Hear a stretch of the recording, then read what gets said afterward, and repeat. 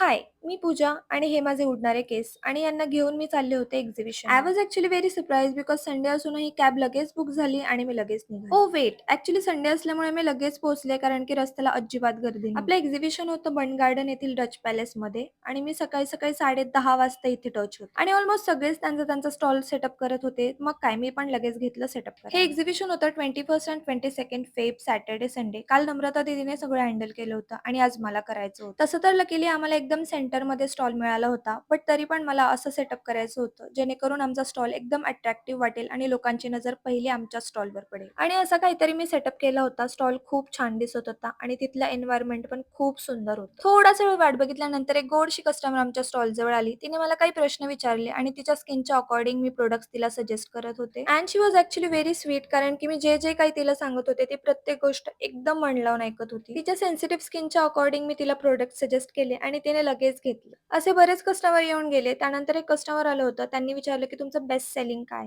तर मी त्यांना hair growth Serum लगेच सजेस्ट केलं. हेअर ग्रोथ सिरम रिलेटेड त्यांनी मला काही प्रश्न विचारले आणि प्रत्येक प्रश्नाचा आन्सर मी त्यांना दिलं. देन लंच टाइम झाला. एक्झिबिशन तर्फे प्रत्येक स्टॉलला एक लंच बॉक्स मिळतो. त्यानंतर आपल्या मॅम आल्या होत्या आणि त्यांनी लगेच मार्केटिंग स्टार्ट केलं. या आहेत doctor Madhuri Ogale, founder of S Ayurveda. हे सगळं करता करता खूप डिहायड्रेटेड फील होत होतं आणि तिकडे दुसरं काहीच अवेलेबल नव्हतं other than cold coffee, so I had to buy cold coffee. असं करता करता आम्ही बरेच कस्टमर हँडल केले आणि कधी संध्याकाळ झाली कळलंच नाही. एक्झिबिशनचा टाइम रात्री 9 वाजेपर्यंत होता आणि 8:30लाच सगळ्यांनी पॅकिंग करायला स्टार्ट केलं होतं. फायनली 9:30च्या अराउंड सगळे आपापल्या घरी जायला निघाले होते आणि मी खूप जास्त थकले होते बिकॉज ऑलमोस्ट 11 तास होऊन गेले होते. एक्झिबिशनचा लास्ट डे असल्यामुळे सामान सोबत घेऊन जायचं होतं, त्यामुळे निघता निघता ऑलमोस्ट 10 तरी वाजलेच होते. But it was pretty good day. See you guys in the next vlog. Bye.